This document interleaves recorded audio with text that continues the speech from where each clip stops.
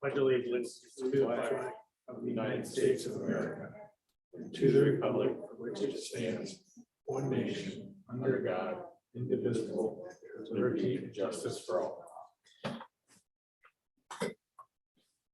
And Mr. Zibble, would you be interested in reading the mission statement? Laketran mission statement is, Laketran is committed to providing quality public transportation services to all Lake County residents, with special emphasis on meeting the transportation needs of seniors and people with disabilities. Thank you very much. Are there any public comments in the room today? Seeing none. At this time, is there a motion to approve the Laketran Board of Trustees Board meeting minutes of November 22nd, 2021? So moved. Motion made by Mr. Sheets. Seconded by Ms. McNamee. Vicky, if you could please call the roll. Martin, Yes. McNamee, Sheets, Yes. Zibble, Yes. Filkowski. Yes. And Mr. Dines, do you want to clarify for any item on the agenda to pass an item, is it a vote of 3, the majority of the members present, or is it a vote of 5? The majority of the members present that established a quorum. Okay, so it would be 3 people would be necessary to pass an item. Thank you. At this time, I will turn the meeting over to Lisa for the October 2021 financial statements. You're doing the financial instead of the PowerPoint. Yeah, I had some difficulties with my PowerPoint, so this is the board packet, so let me know what page you want me to go to. Okay.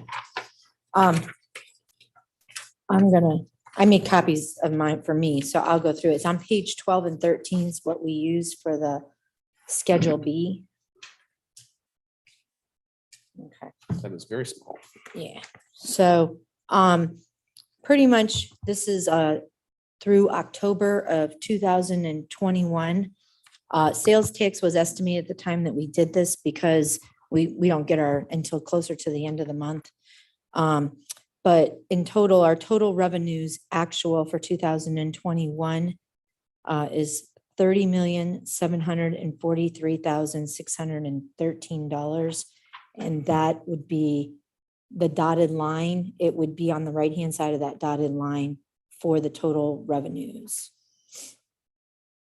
And then by the total revenues, there are 2 columns over to the right, kind of defines how much we're up over our budget, which is $9,889,686, which is about 47.4%.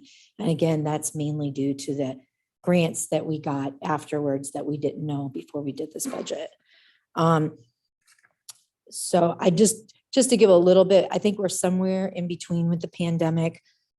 If we were to look at total fares, which is up at the top of this page, again, that dotted line, the right column, currently our actual, we're at $508,024. We budgeted to be at $709,516. And if you went and looked at 2020, we were at $370,000. So we're doing better than we were during the pandemic. We're not completely back to where we would have estimated we would be. I'm just giving that as an example. If we can go down, sales tax, which would be right there. So sales tax should be that first line item on the right-hand side, right below the fares and after the advertising.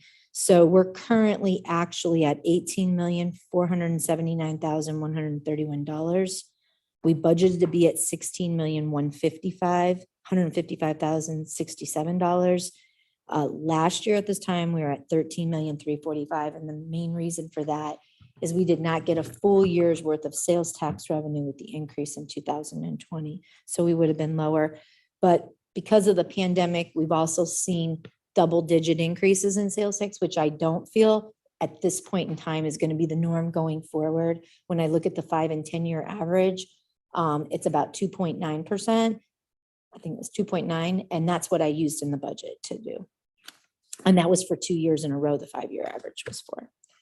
Okay, and then if we could go down to the bottom for the expenses, Our total expenses are actual for 2021, again, on that right side column, the total, $14,829,062. We are $3,634,426. We've spent less than what we budgeted, which is about 19.7%. We budgeted to be around $18,463,488. Again, we didn't spend because the pandemic has just kept us a little bit under. So obviously we've spent less. We did budget based on what the board approved for the organizational chart and that, but we didn't need to use all that. And just to put a little perspective, in 2020, our expenses were $14,769,065. So we're a little bit more than what we were in 2020 with our actual expenses. Okay. If there are any questions for us through October? And if we could go on, well, I'll just summarize this up because that's what I had on my chart here. So our total revenues year to date for 2021, again, is $30,743,613. Our total operating expenses are $14,829,062. And our portion of our local capital that we've spent is about $3.6 million, leaving us an income of about $12.7 million for 2021. And then, of course, we have depreciation, which gives us our net income for our financial statements. Okay. Then, let me see. If we could go to page 14, and I'll go over the cash balance.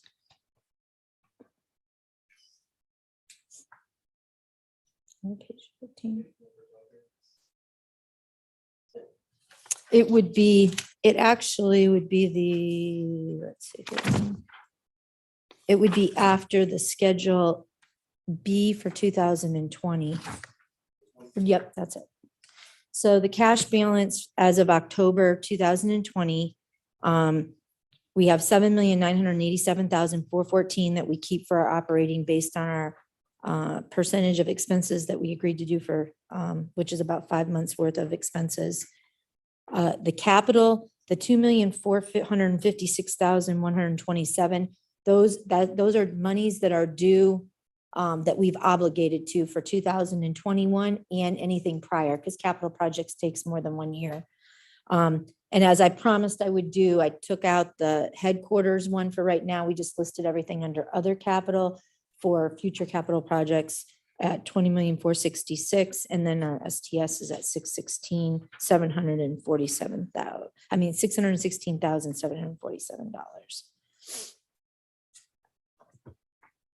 And then, is there any questions on our cash balance, or would you prefer me to list it differently than what I have here, or? No, okay.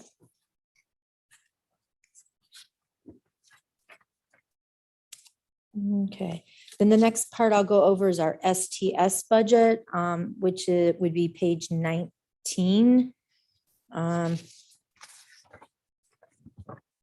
That one would be after the charts for the sales tax.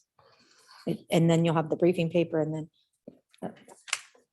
So STS, our STS budget, our actual revenues through October of 2021 is at $25,827.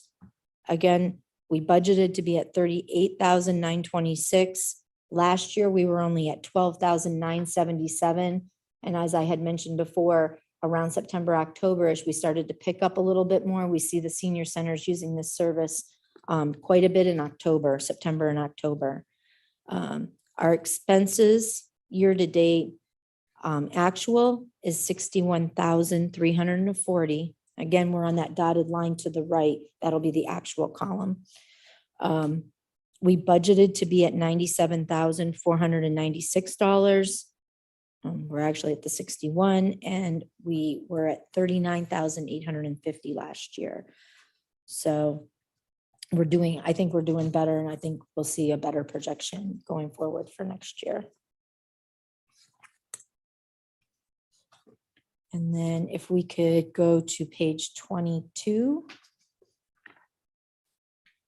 This would be the capital projects. And that one should be right after it's hard to see on there. I'll just read it on what I had on the slide. So that's okay. I mean, it's hard to see it. For me, it would be hard to see. I'm blind. So what we have is I usually list the 5 years. I do 2021 prior. Our grants were around 5,992,445. Our local share was 2,372,208, and we had 15,000 of state funds. Those are for our grants prior. And again, those are going to change a little bit because we're starting to, finalize some things with projects getting done. So in total, for the 5 years, I have a total of federal funds at $17,234,033. And our local share was $7,412,106. And the state portion is $620,000. About 74.2% of that is federal funds, 23.4% is local, and state's about 2.4%. And again, more so on this one is I took out the headquarters piece for right now, just to show you everything outside of that for what capital projects we have going on. And we really don't, most of it, mainly the majority of it's going to be for buses, each year for us replacing dial-a-ride buses and stuff like that for the future. And that's all that I have for the operating financials for October of 2021, unless you have any questions. Are there any questions for Lisa? Seeing none, is there a motion to approve the October 2021 financial statements subject to audit? Motion made by Ms. McNamee. Is there a second? Second. Second by Mr. Zibble. Vicky, if you could please call the roll.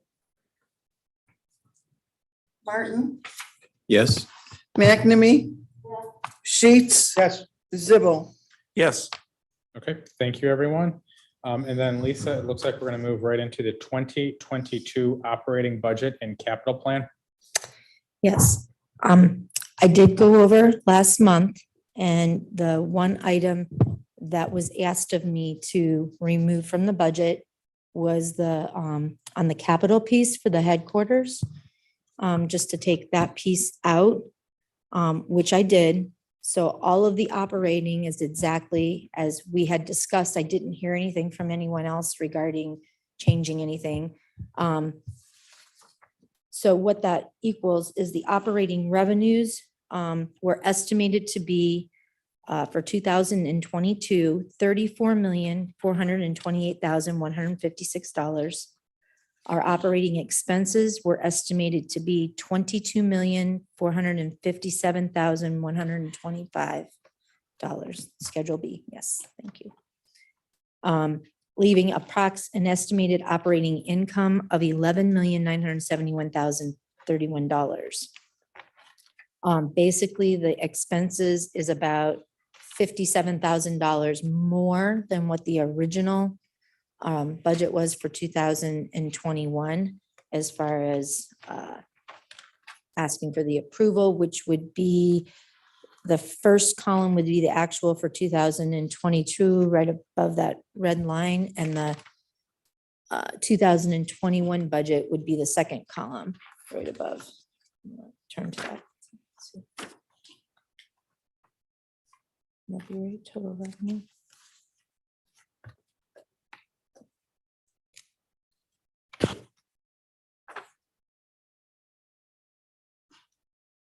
Yeah, actually, it would be the second orange line. Sorry, the top is the revenues. So it's $51,725 more than what we had budgeted for 21. Again, we're not sure where we'll be with the pandemic. We're estimating that we're gonna grow a little bit, that, you know, it's gonna be somewhere in between what we did in 20 versus 19. In the detail of this, I had listed, we did not budget for wages and expenses at 100% of the organizational chart. We estimated that we would be at 95% for full-time drivers. We'd have, the organizational chart had 103 full-time drivers. We're estimating to be consistent throughout the year at 98 full-time drivers. Part-time drivers, the organizational chart has 101. And we're estimating to be at 85% of that at 86 part-time drivers. Our current open positions as of 10/29 of 21, we still had some positions that were open. That's why we're so much less this year than what we budgeted, but those are being filled as we speak. Some of them may have already been filled or they're interviewing.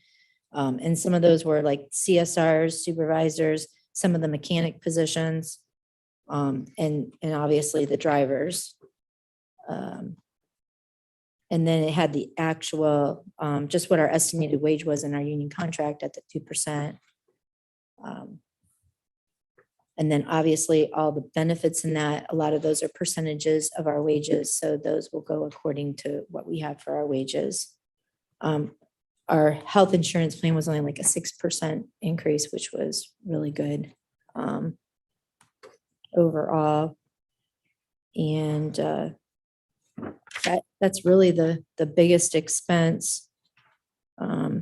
Fuel would be the other one. And again, it's higher right now, but we went out to bid for that to get a better price, which they kind of call like hedging because we got it locked in for the whole year. There's a couple of reasons we do that. It's more beneficial for, I believe, the maintenance department because you get one vendor who comes in. So if you get bad fuel, I know my husband went to the gas station the other day and somebody put premium in the diesel and his truck stopped. And so he had to replace all his fuel tank and everything. So it's just really important to have that consistency. So we do it for that reason, and we do it to try to get the best price that we can. As far as utilities, I think we're doing pretty good. Utilities are estimated just in the general market, I think is around 6% this year. We went up just a little bit, and we did separate out the utilities for the buses. So that will not be mixed in there. We'll be able to give you more data. I really don't have a lot of data on that since we just started that. But I'm sure at some point during the year, we'll report back to you on that to give you a little bit of how that's working on those electric buses. And then the federal, the other reason why the revenue's higher, we're finishing up on that American Recovery Act. That's why our revenues are higher. And those, as far as I know, will all be gone. If there's new ones coming, I don't know about them right now. Those are not in the budget. But usually most of them are capital. We just happen to get lucky and have some of those for operating purposes. If we get anything else going forward, to the best of my knowledge, I think it's going to be capital. So, but unless anybody else has any questions on the operating side, I'll go and over the capital piece that I promised I would change.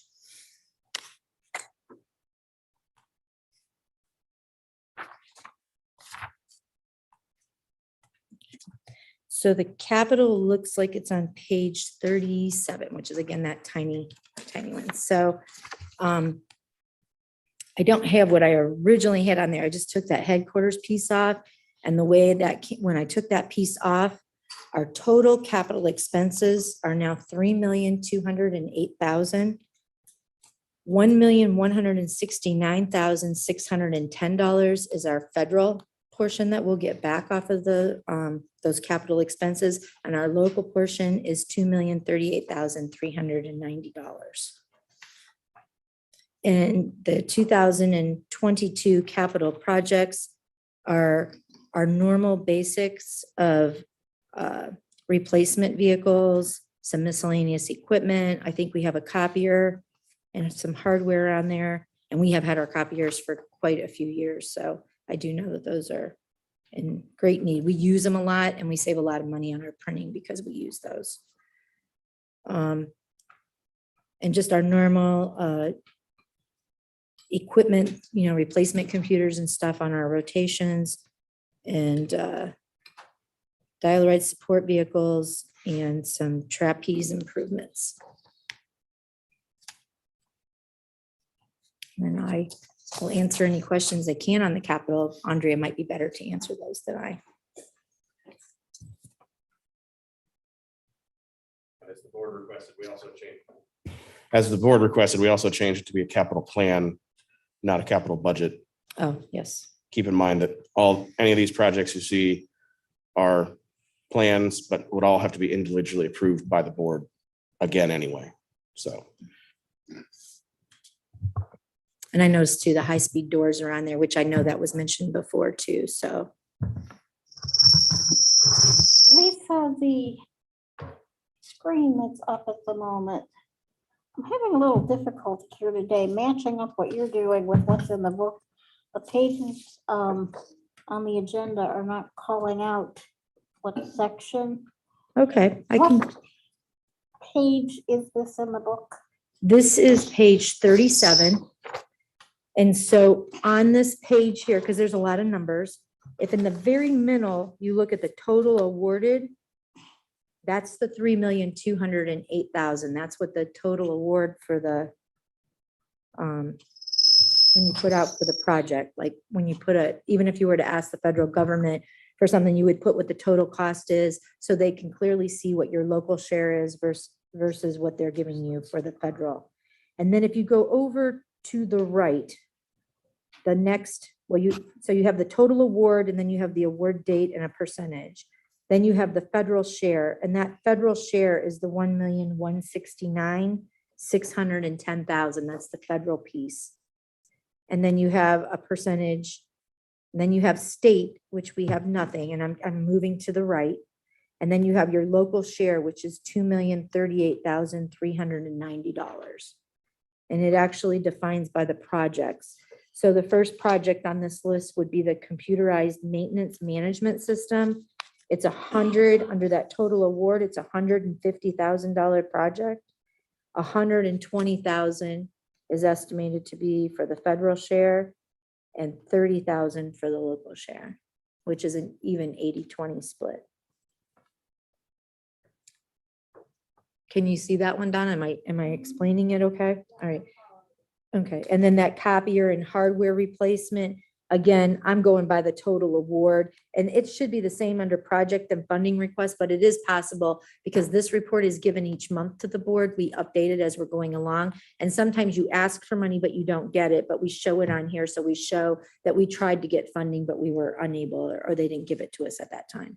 So the middle column, that total actual awarded would be probably the best column to look at, with the federal and the state moving to the right. And the other thing we do on this is under the local share, there's two different local shares. They're really the same, but the one that's not yellow is the local share, like in this portion, as we're going through it, is what it is. And then as we update it each month, the local share in the yellow, as we're spending it, we update that local share so we know what we still owe for our portion as we're going through month by month. Yes. So in this case, because it's the plan, not the budget, those two are the same. But if you look at it each month in the financial statement, that yellow column may vary because as we're spending it, Andrea will update it.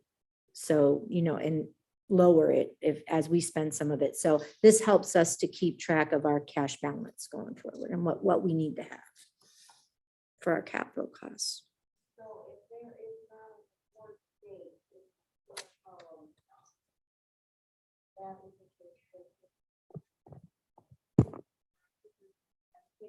back. If there is not an award date in that center column, Mhm. that indicates you have not received, That's correct. not received the funds yet, or at least announcement that you will receive them. Yes. Yes. So if you look to the left of that where it says funding status, Mhm. it'll show that it's pending. But usually 5307, we get every single year.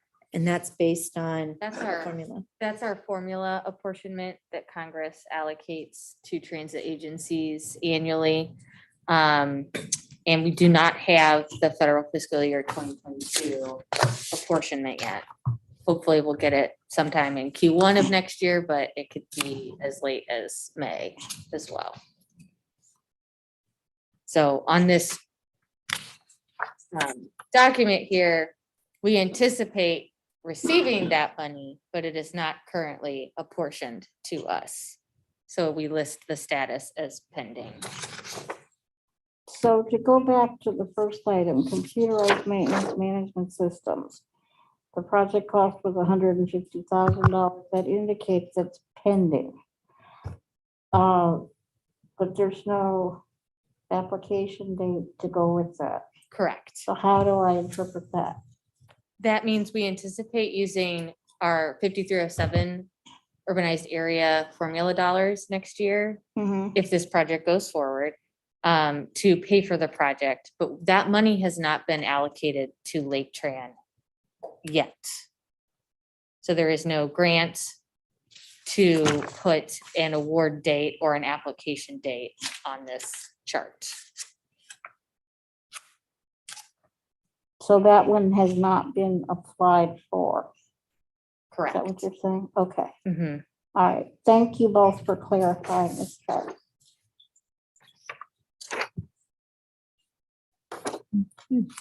Are there any other questions for the capital? Okay. And then our last and final, and actually that's on a different resolution, but I can go over it now if you wish, would be the STS. I think they're two different items, so I think the board should probably take action on one before you Okay. move to present a different one. At this time, is there a motion to approve the 2022 operating budget and capital plan? So moved. Motion made by Mr. Sheets, seconded by Ms. McNamee. Vicky, if you can please call the roll. Martin, Yes. McNamee. Sheets, Yes. Zibble. Yes. Thank you, everyone. At this time now, Lisa, let's go to the 2022 STS budget. Okay, and that would be on page 51.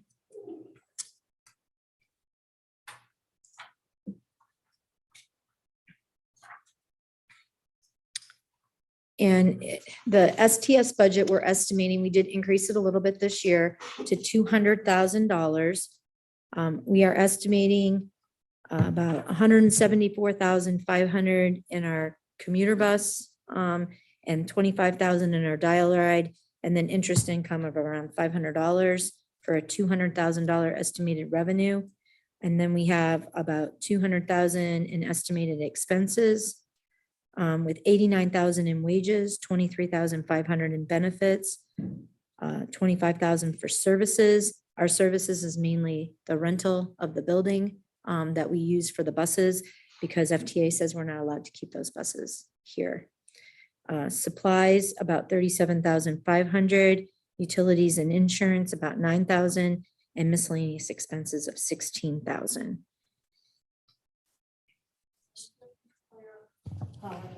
Just to clarify, this is services for specifically what?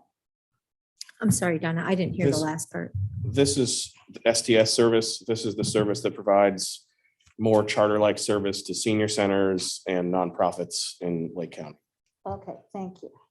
And there were no changes in this compared to last month. No. And approximately how many rides does this cover? Matt is the one who would know the answer to that, and he is not here due to his new baby, so I will have to get that and email to you. Okay, thank you. I do just have one quick question, Lisa. Yes. Why, just out of curiosity, what did you use to determine the 2022, such a large increase in operating revenue? Just trying to figure out a non-pandemic year. Yes. Well, it's still a gander. It's still a guess. I used, the year before that, we used 200,000 when we were starting out. Unfortunately, we didn't really know a whole lot because 2019 was really the first year that we started this. And we were doing really good. So we were even thinking we might have to come back to the board in 2020 when we were starting out, and then the pandemic hit. So I say based on somewhere in between that, we went with 200,000, which was back to what our original budget was in 2019, what we started off with, just to get a gander. It was really hard to have any history to say, because we really didn't start till September, October again of this year. But I do know that we've had like Leadership Lake County, we've had East Lake Senior Centers, we've had Fairport Senior Centers, and they're taking multiple trips, not just like one or two. So it was kind of just what our conversations were in our admin meetings that we had each week, that they thought the service was picking up. But I didn't even have all the actual numbers in to be able to like estimate it out because when I did this, I did it based on the end of September, beginning of October. I didn't get October's numbers until November. So I just stuck with what we did originally. And I thought it would be more than the 117 since we were picking up a little bit for 1 month. I think if I could remember 1 month, if I can remember October's, I want to say it was like around almost 15,000. So, I mean, as far as expenses versus the revenues and stuff, I mean, obviously doing this, there's a little bit, sometimes we make a little bit more, sometimes we make a little bit less, but on average between those 2 months, I would say it was like around 15,000. So, Okay, perfect. I was just curious. yeah. Thank you. You're very welcome. Yes. My question about the ridership actually tied directly in. Brian, in essence, asked it in a different way. And, you know, you said you'd get the detail. So I was just curious, given the changes in the budget, the variance between the riderships you had delivered or were expecting in the 2 years. Well, ridership is not necessarily the proper metric for this service, because when a person contracts with the service, they contract for the bus by hour. It could have 2 people on it. It could have 40. So we can get you some data about the trips that were taken, which is probably a more meaningful metric than the actual number of people.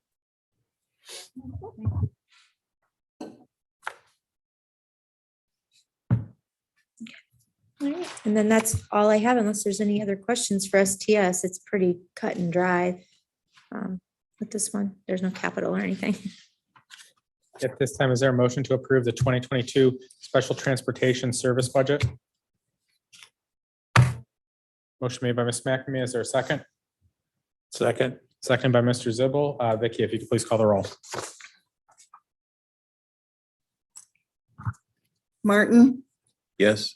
McNamee, Sheets, Yes. Zibble. Yes. Excellent. Thank you, everyone. And Lisa, I'm thinking we're going to continue with you. Yeah, you'll be tired of me after this one. So, I'm tired of me after this one. So, the 2000, this is pretty simple. It's the annual audit from 2021 to 2025. The purpose is we're seeking approval to enter into this contract. This contract is actually overseen by the state auditors, the auditor of state. They are the ones who put this audit out to bid. And I tried to give a little bit of data that they gave to me regarding who put a bid in on the audit. We had 4 organizations that bid: Clark, Schaefer and Hackett, Charles E. Harris, Ray and Associates, and James G. Zupka. James G. Zupka is the one who won the bid. It wasn't just about money. It was based on points, which I did also add into your packet on page 54 to kind of go through. There were like 11 items that they had on there that they went through, and they actually assigned the points. They assigned 94 of the points. I assigned 6 of the points. I have personally, I've worked with James G. Zupka and Charles E. Harris before. James G. Zupka, they do a good job. They are very thorough, and I like them because they're kind of strict, and but they're very good about explaining. So if there's anything or updating us on new things going forward, they will be doing this contract for the next 5 years. They were the lowest bidder.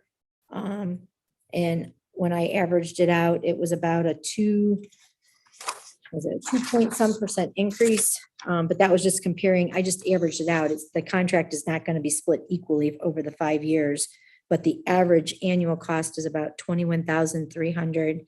It's about a 2.8% increase over what we spent this year.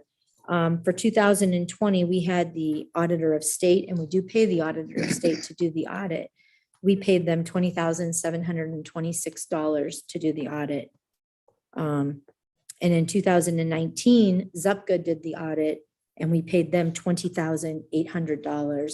So there really wasn't much of an increase from 19 to 20. I mean, it went down just a couple dollars. And so based on what the current bid is, it'll be about 21,300, which is a 2.8% increase based on those numbers. And it'll stay that same price for the rest of the time. So I'd say 2.8% over 5 years. So it's fairly simple. Lisa, Yes, sir. aren't these the same people that we've been using? We have, what happens is we use them, and then the state comes in and then they break it up because they want to make sure that they're doing, whoever's auditing that, Well, they want to do a check. We've used so- them before, right? Yes, we have. And we're happy with their work, Yep. and I move we accept it. Okay, well, thank you. The Browns game, sorry. So I'm good with it if you're good with it. It's a pretty cut and dry and simple contract, and I'm happy with who was selected. So Any other questions for Lisa? There was somewhat of a motion, so we'll continue. Is there a motion to approve the 5-year auditing contract with James G. Zupka So Inc. move. for the period of January 1st, 2021 to December 31st, 2025? Motion made by Mr. Sheets. Is there a second? Second. Seconded by Mr. Zibble. Vicky, please call the roll. Martin, Yes. McNamee. Sheets, Yes. Zibble. Yes. Excellent, thank you. I'll turn the meeting over to Ben for pretty procedural item here. Yeah, this is very simple. The board is required to have a published schedule. So this action item is to publish the schedule for 2022. There could be changes if we need to as we go, but as of right now, these are the dates we have proposed for meetings next year. Is there a motion to approve the meeting schedule for 2022? So moved. Motion made by Mr. Zibble. Is there a second? Second. Seconded by Mr. Sheets. Vicky, if you could please call the roll. Martin, Yes. McNamee. Sheets, Yes. Zibble. Yes. Okay, great. Thank you, everyone. Ben? I'll be very brief. For their 6-month look ahead, we have a bus stop signage purchase that we plan to bring to the board next month. That's to purchase signs and poles. Some of this stuff is routine, an HVAC and plumbing contract in February, electrical in March. One change from our normal schedule, we have state grant authority being requested in March. That's based on a change in deadline from ODOT. In April, we plan to have a van pool plan presentation for the board. We also have a routine item, which is the approval of the PTAS for the Public Transit Agency Safety Plan. In May, we have a presentation of the annual report for 2021, and in June, we don't have any items scheduled at this time. And I actually realized there should be an item on here for around the March timeframe, I believe, for high-speed doors. I apologize, I forgot to put that on here. We are going through the procurement process, or we have started going through the procurement process the board should see that coming up soon. I apologize for not having it on there. And for next month, what is the approximate cost of 700 plus signs? We won't actually buy 700 plus signs. The way we chose to do this is not specify a number of signs, but specify a specific budget. And we'll get how many signs we get within that price, because we can't replace them all at the same time. Keith or Andrea, can you remind me what that budget, that number was? I want to say it was around 70,000, but That was 100,000 on the, was it 100,000? thought it was on the sheet. Oh, is it on the capital plan? Yeah, so we, in our state transportation improvement plan, which is required to allocate our grant dollars, we have on that, it's called the STIP, on the STIP, we have like $100,000 for transit improvements.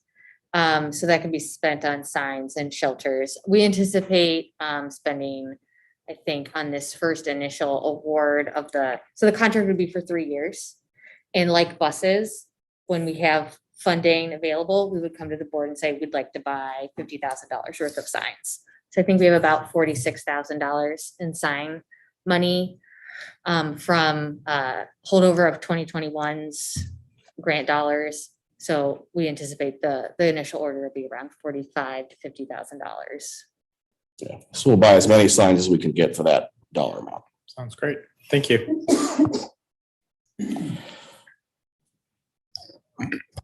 Okay, any other questions for Ben on the 6-month look ahead? Our next section is committee reports, but Mr. Swanson is unable to be here today. Was there any sort of high-level overview you wanted to provide, Ben? Just about what happened or took place? The committee went, the main objective of the committee's meeting was to go on a tour. We went on a tour of the building, took about 2 hours. The next meeting is scheduled for the second Friday of January, and that will be the consistent next meeting date. But other than that, the main objective was to take a tour that day, and there really wasn't any other business that was discussed. Okay. Unless any of the other committee members think I'm missing something. Okay, thank you very much. And are there any administrative reports this month? I'll go through mine real fast. Electric buses, the part that was missing for the Painesville Charger has been delivered.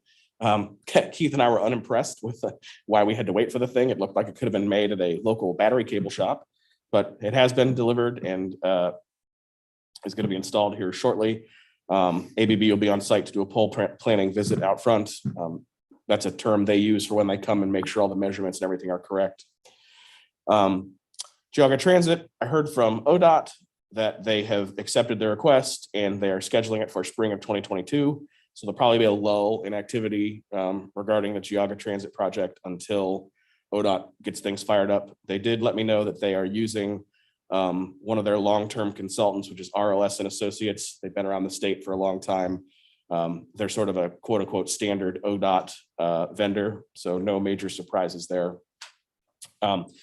Van pooling, as I said, we plan to bring this to the board for a presentation in April. We are working through it. We have some plans and pricing together. We've been doing a lot of work behind the scenes.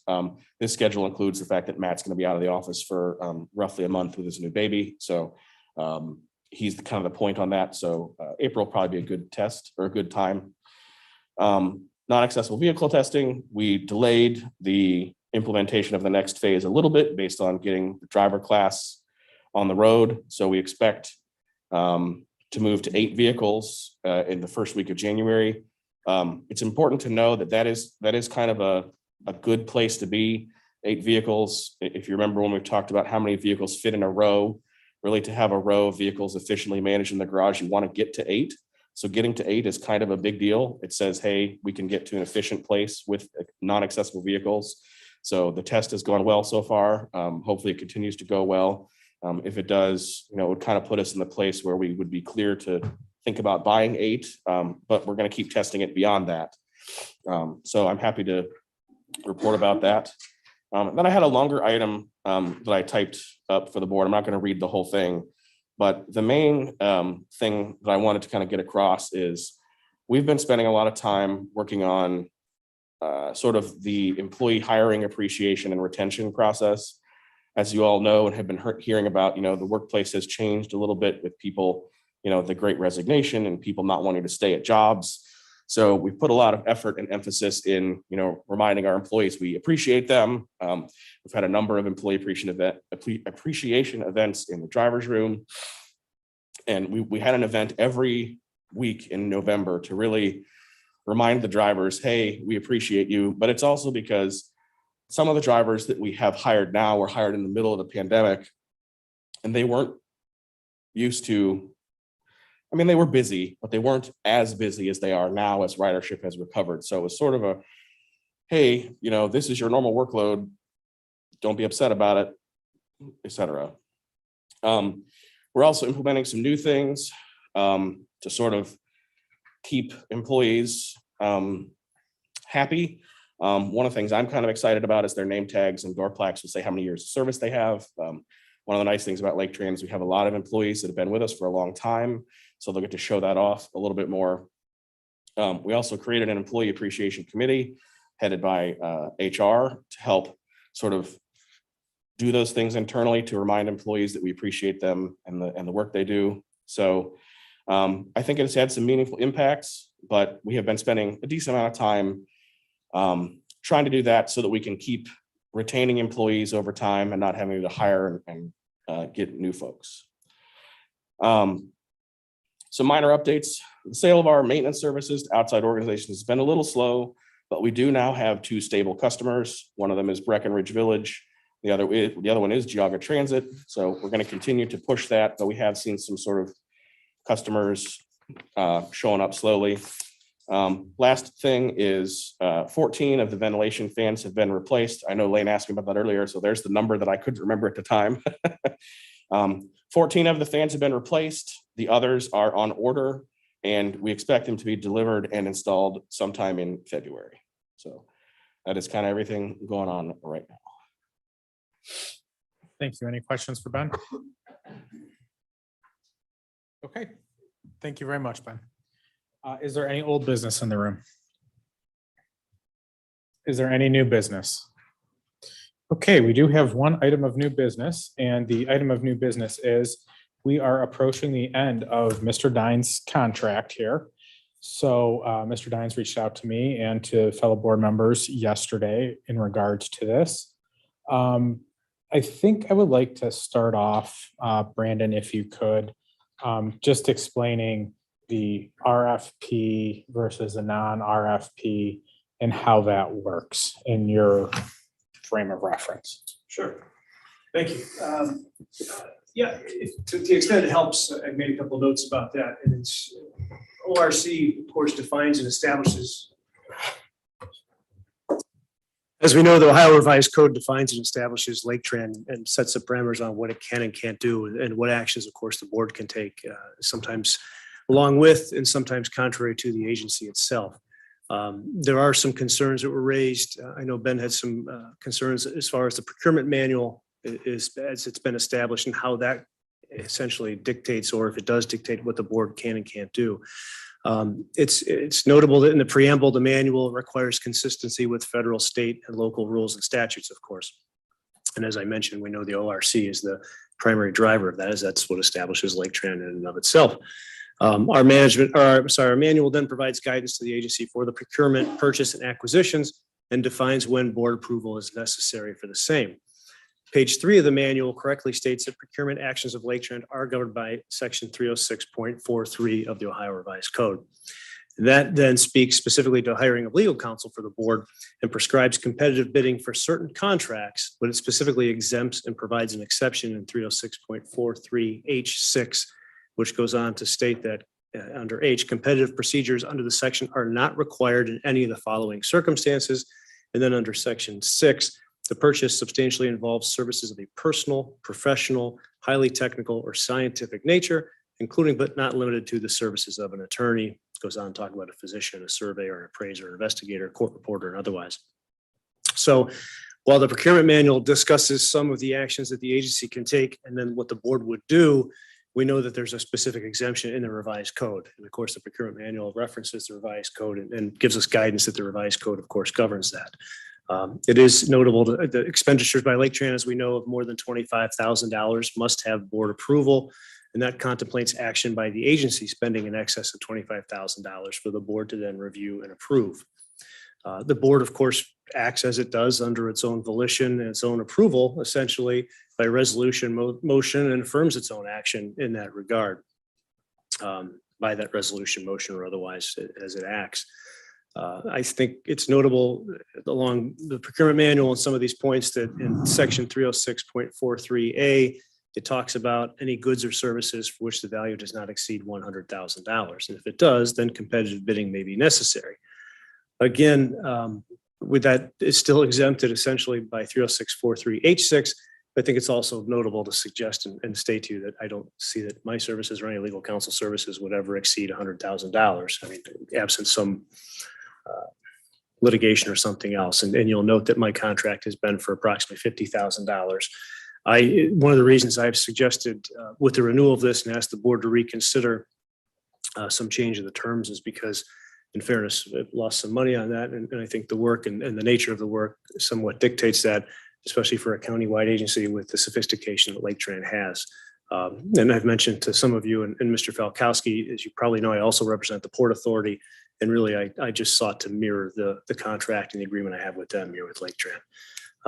But to finalize the thoughts, as Mr. Falkowski mentioned, I know that in the past, in speaking with both Tim Cannon and even back in the days of Donnie Zone and Paul Malcheski, that the board, of course, didn't put it out for an RFP, but the board itself determined who it wanted to be its legal counsel. And by no means do I suggest to you that the board can't do that. And the board's well within its power and purview to do that if that's what you decided. And I'm not foolish enough to say that you know, if I don't get it if that's what the board decides to do. I think the important notation here is that the board doesn't have to put it out to competitive bidding and seek an RFP pursuant to the statute and pursuant even to the procurement manual, which then goes and puts that into effect and defines as far as the statute's concerned. Okay. So- Hopefully that was not too long-winded and it made a little bit of sense. No, there were a lot of letters and numbers that I may have glossed over there, but a question I do have, and this is more for my clarification. So in the ORC says, for an example, an executive director of an agency can spend X number of dollars. This board has said, while that's great in the ORC, we believe an executive director of an organization should spend $25,000. So the procurement manual that has been put in place is to hold the agency to a higher standard, for lack of a better phrase.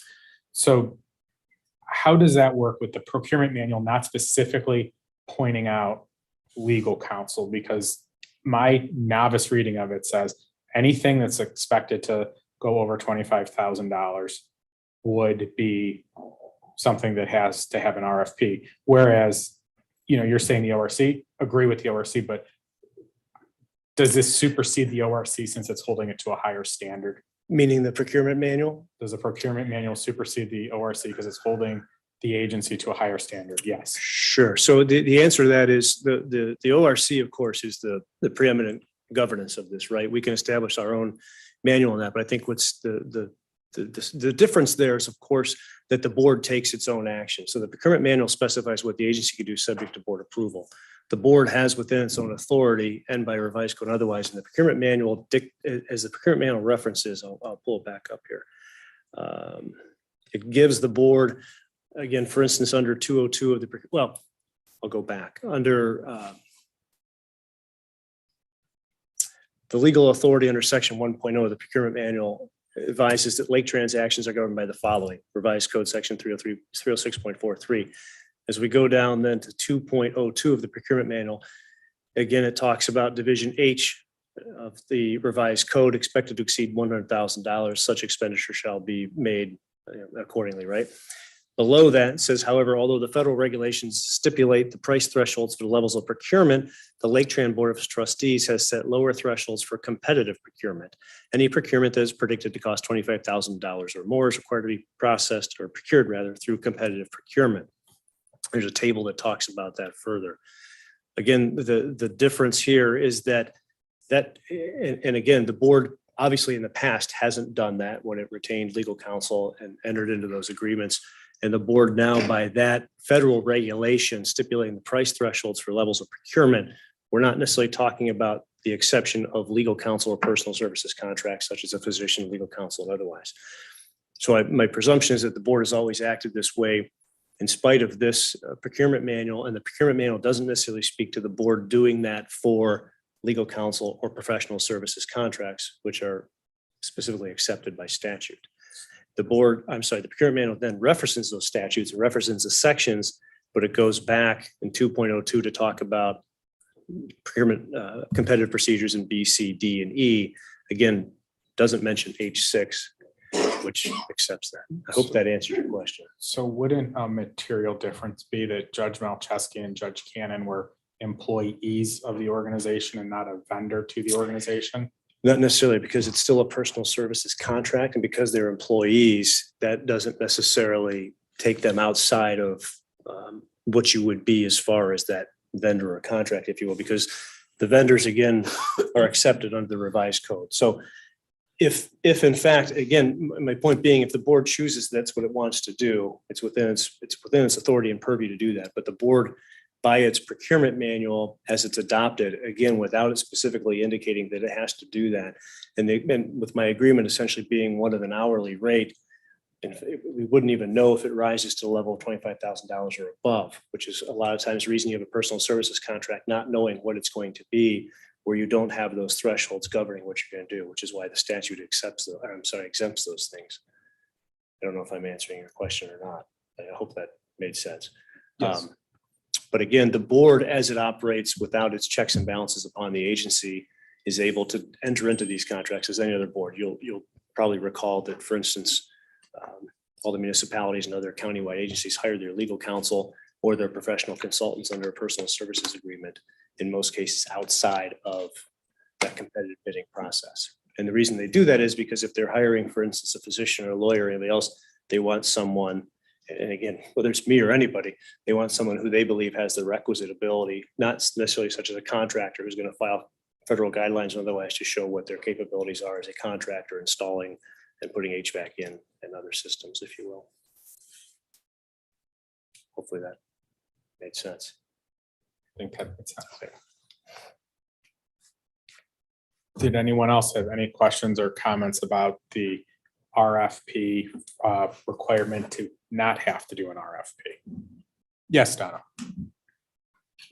Mr. Chairman,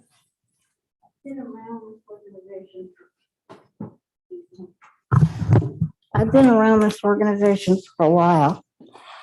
And while it was codified in the procurement manual for Laketran, how we do procurements and at what level we bring this in, which is $25,000. There is a long history of that being our procedure prior to actually having it in black and white and in such an organized manner as we approved, I believe it was last June. And there were reasons for that. The first two general managers did not want it any higher. They felt that it was holding the organization to a higher standard than what was required, particularly as Ohio's went up and up, in part because we're a very small organization. Now, it would trouble me considering we actually took a vote to approve this and agree that this is how we're going to do things, as we have been, but now we formalized it. I have a serious concern if we just suddenly ignore this and go back and do an RFP at the $100,000 level as it is in the code.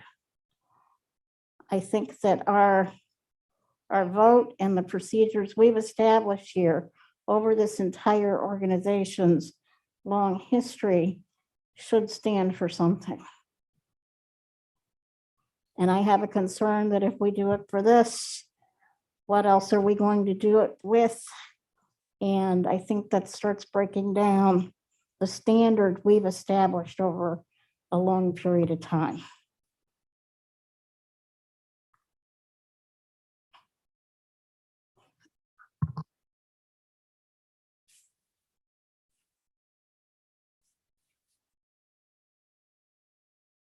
So if I may.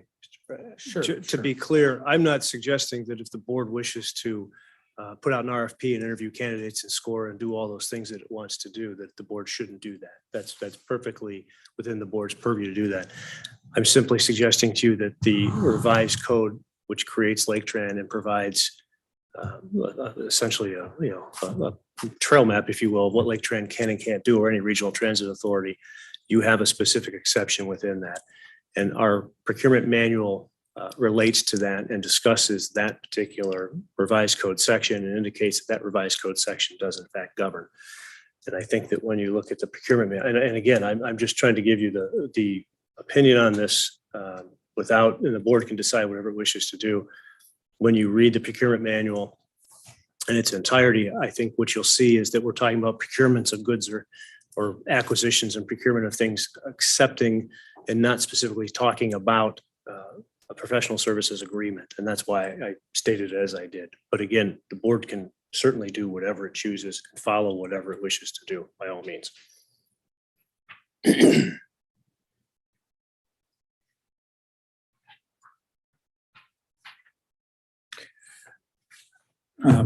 Brandon, are you drawing any distinction between professional services by an attorney from other professional services such as architects, engineers, land surveyors, appraisers, and things like that? No, that's all accepted under H6. So And do we not, I know sometimes we have hired an engineer or an architect for less than $25,000 to do a quick study or things like that.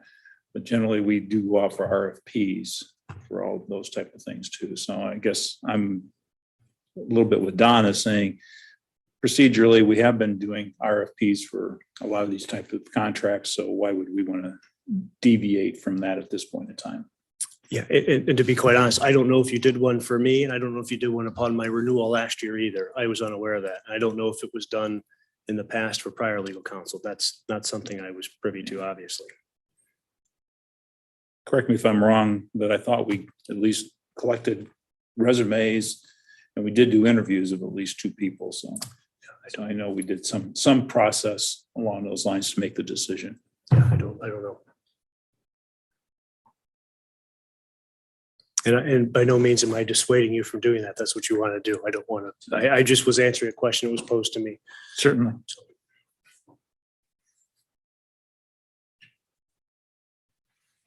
Okay, Blaine or John, did you have anything to? I guess, just not being really prepared for this discussion here at this point, that the one thing that I see differently, just from my experience in hiring legal counsel in other organizations, is that there is a certain amount of information that they have as a result of the experience that they've been going through over the past year or two, or however long it's been for Brandon, that puts them in a position to effectively do their role in the future in ways that somebody brand new as a result, that would be appointed as a result of a RFP, would not be.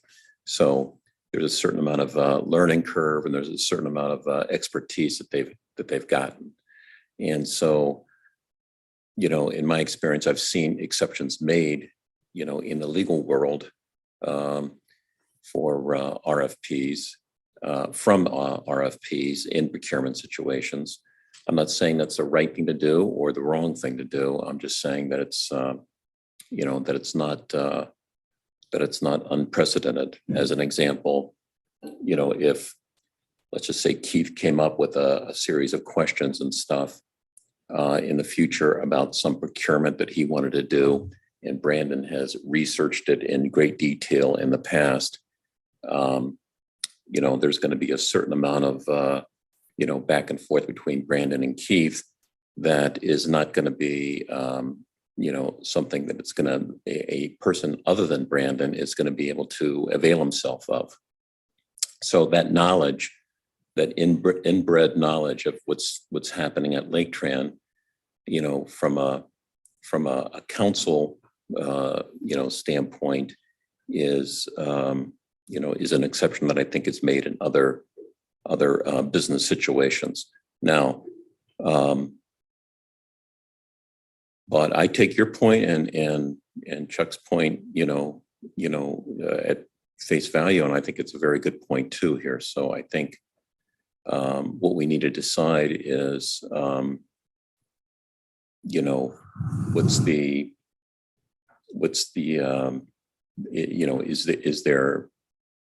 does this decision have to be made today? I believe this can be tabled. Correct. Okay.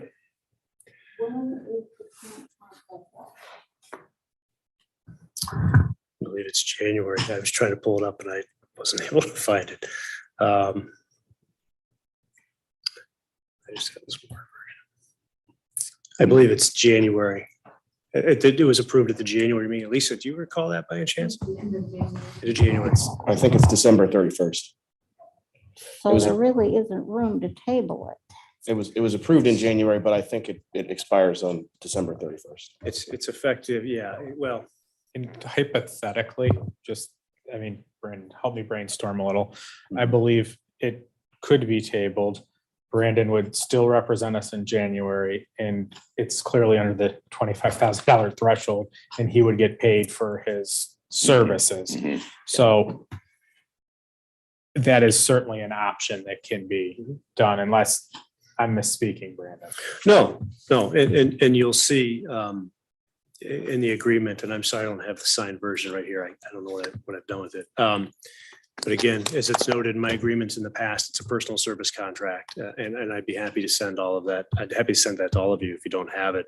You'll note in there, one of the values, talks about the PERS and everything else. In the past, Laketran had had counsel engaged, was an employee, again, wanting to avail themselves of those things. So I did put that in the agreement that's not part and parcel of it. The agreement was originally prepared by OTRIP on its initial point, because Mr. Molcheski had become judge, but you are correct. I would be happy to continue if the board so desired, whatever period of time until a decision was made if it was tabled. Well, again, I'm just kind of asking questions here at this point. And I'll obviously support whatever the board wants to do. So thanks for that explanation, Brandon. Thank you. Thank you for the time. Lane, Do we have an agreement? do we have an agreement with Brandon? Yes, Brandon is under a current agreement. No, I mean, do we have a new one? There was a draft Just a proposal. attached to the email from last night. Okay. Sorry, Brandon, I'm looking for your agreement. Hey, I don't know what I'm having And a we hard think time there's an with this. existing agreement. You There what? is one. There is one. I have the existing one. It's fine. I have it here too, if I can only find it. But if we table it, we can table it for a month, can't we? That is absolutely an option.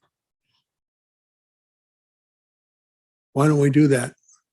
I'm getting the sense that people might need some more time to digest and think about this one. Well, I do, but Donna's points and Chuck's points are well taken. So, I just, would like a little bit of time here to just really kind of probe a little bit and ask some questions about it. But if Donna and Chuck want to, make this happen today, then I'll vote today too. It's really not much of a major change, is it, as far as the services rendered? Well, it goes from a fixed fee to an hourly fee. That's Right. the biggest change under the new proposal. And it's very similar to the one that he has with the Port Authority? It's the same agreement. essentially. Okay. I think the question was more whether or not the board wish to act on this relative to an RFP or act under its powers under the revised code or as it is pertaining to the procurement manual. So if the board wants to do an RFP, if the board wants to retain you, what is required of the board versus a vote versus not a vote? Not sure I understood your question. So if the So if the board, board says we want to do an RFP, is that a vote that the board takes to do an RFP, or is that just a decision? I think it would make sense for the board to take a vote to do that if that's what it desired to do, just to be clear on its position and to then send it out for an RFP and publish it and accept resumes and applications and otherwise. Mr. Chairman, Yes, Ms. McNamee. seems to me we have two questions going here at once. First of all, how do we wish to do the procurement? Or Right, the hiring, however we're going to term this. I would agree. That's step one. And secondly, what are the terms of the contract?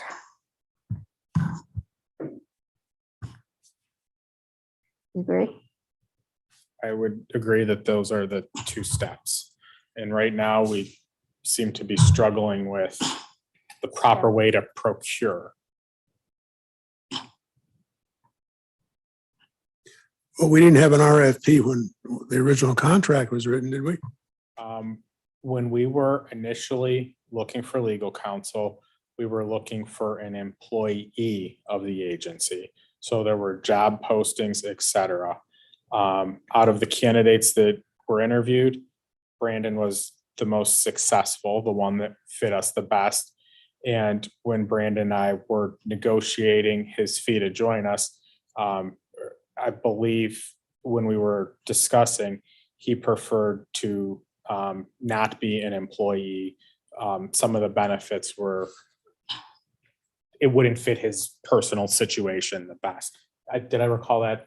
pretty Yeah, much properly? I didn't need PERS or health insurance and all those other things and costs that go with being an employee. It was just easier for me. And I hoped it was a savings and easier for the agency as well, was my intention.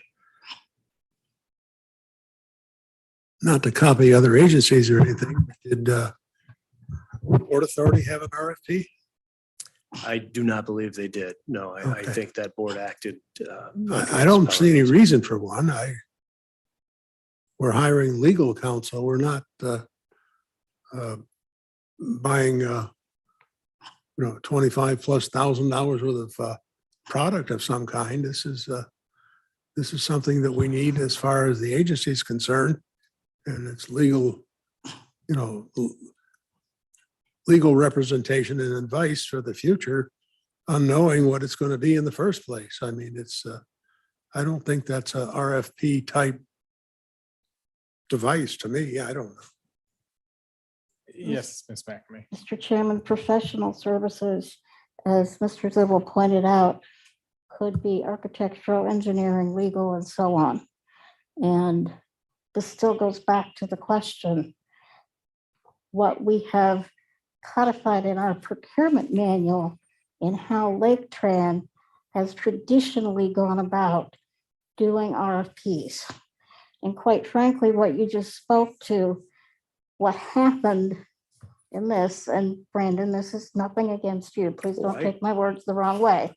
Take offense. I have been always very uncomfortable by the fact that we advertised for essentially an employee, an individual to do this. But the contract reflected the hiring of the firm. And this was not in sync. What we did versus what the result was. And I think that is one thing that has bothered me, that I feel that we need to rectify that and do the RFP. And from there, proceed. It may turn out that we're exactly where we're at and we wish to rehire Mr. Dines. Something else may turn up. We can't predict that or second guess that one way or another. But I think that the procedure here is important. Okay, fair. Mr. Zippel. I will agree with Ms. McNamee on the procedures should be followed from the standpoint of what we have in the procurement manual.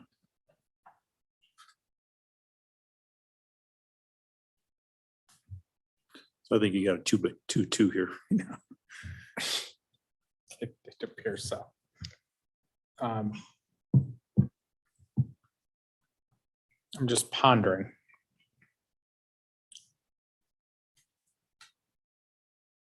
My inclination is to table it to give people time to think about it, but I'm pondering this one. I'm a little stuck and this doesn't happen very often, so I do apologize.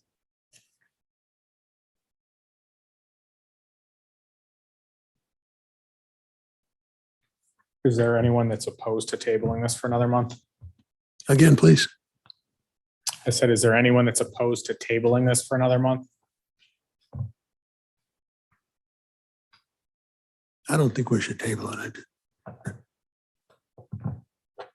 If the new agreement is reasonable and fair to everybody concerned and similar to what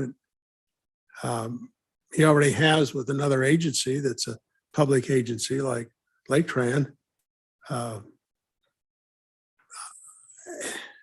We haven't really, in all fairness, we haven't really talked about the agreement. We've just discussed whether the process to get to talking about the agreement is correct or incorrect.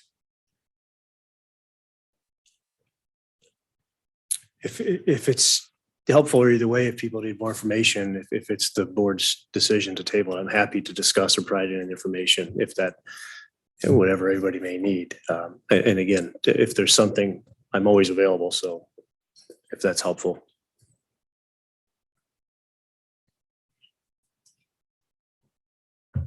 Well, if it's not tabled and just kind of thinking through this, if it's not tabled and the decision is to do an RFP, how long is that going to take?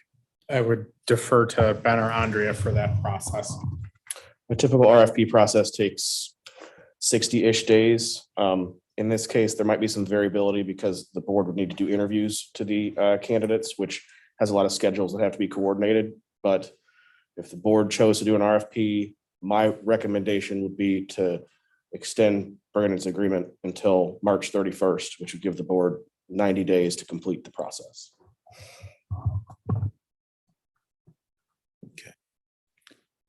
Ben, that would be a proposal to extend the existing contract or to enter into the new agreement that's proposed. The board could do either.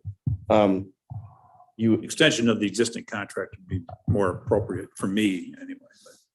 I think the only thing that I would say is if the board chose to enter into to use the new agreement, they would want to put a do not exceed number at like 24,500 to make sure that it didn't go above the $25,000 number, but either option would be fine. Mr. Chairman, Yes, Ms. McNamee. I have a problem with not just extending the existing agreement and entering into a new agreement when we haven't even really discussed the new agreement. And that pretty much lays a parameter where we would be taking this RFP to, which we already have not discussed. So I would be more in favor of extending the existing agreement to the point that we get an RFP out there and a decision is made so the organization's legal counsel services are covered. Well, on extending the existing agreement, we're not certain that that's something that Mr. Dines would be interested in because it might not financially work for him or his firm. So I can't tell you that we can extend the existing agreement as is with no changes to it. And I don't think it's fair to put Brandon on the spot right now and say that he has to make that decision, I would agree. I agree with that. which I think is why Ben was driving at a not to exceed cost rather than trying to formalize an agreement here. Would the only substitution be the not to exceed cost? Or would there be other elements in the new agreement that we would need to address and agree upon as well?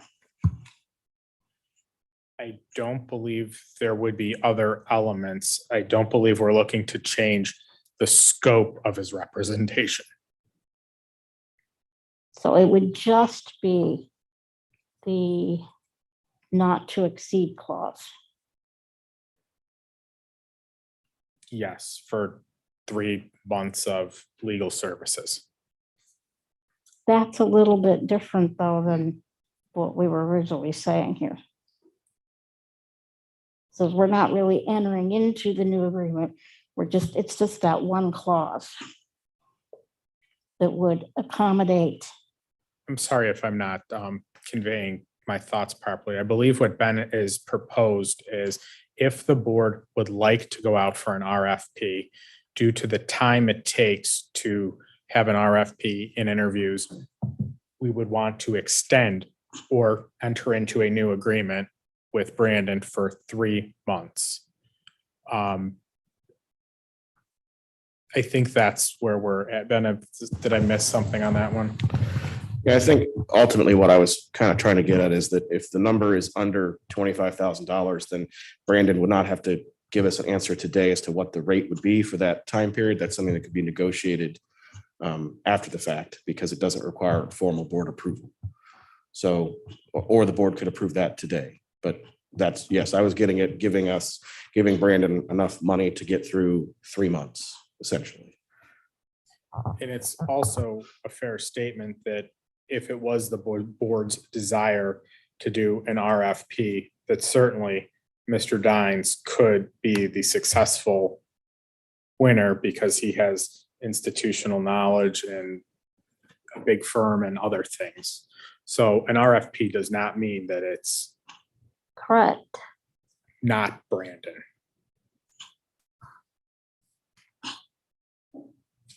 So what other thoughts or comments would we like to flush out? Thank you for asking about the timeline, John. Yeah. That was, I see that. It's an issue that we're gonna have to grapple with also. Who's gonna write the RFP? And what are the terms of it? What are the terms of the RFP gonna be? And that could possibly be an issue also. Because it may or may not be acceptable to Brandon as an example of somebody that maybe we would want to be just continue in his role. So, that's going to have to be an issue to be decided also. When we have gone out for legal counsel dating back to 2006, 2007, the time when Tim Cannon left to become judge. We had a committee of people who worked on the parameters of what we were looking for. So it would be another special committee, in my view, to be consistent with what we had done in the past. And actually, we had a committee when we went out for legal counsel when Mr. Malczewski became judge.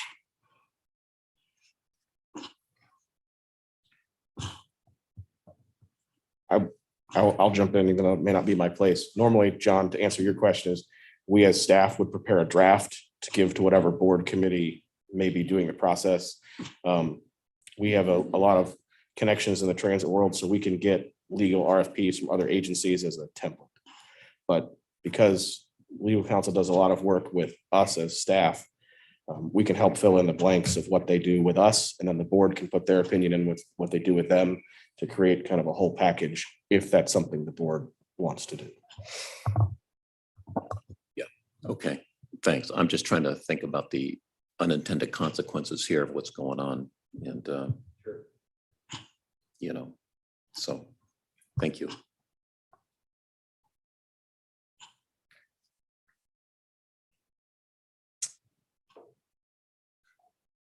You look like you're gonna say something.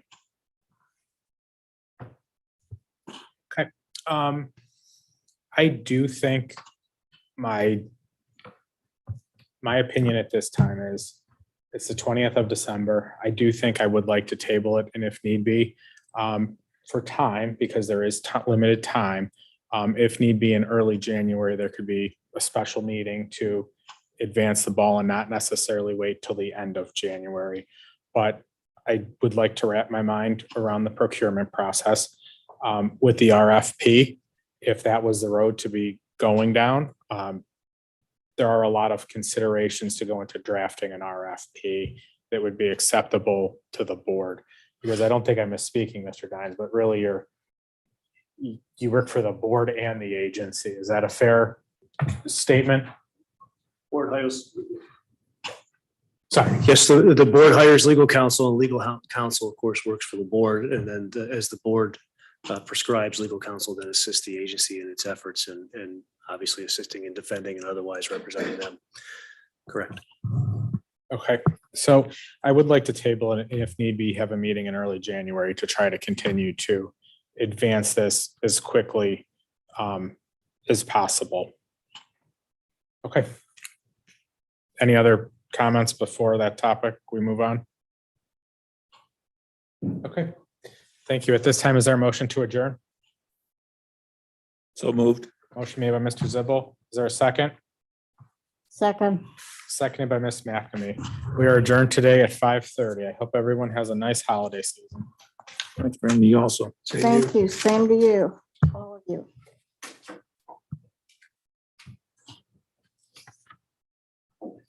Martin, Yes. McNamee, Yeah. Yes. Sheets, Zibble. Yes.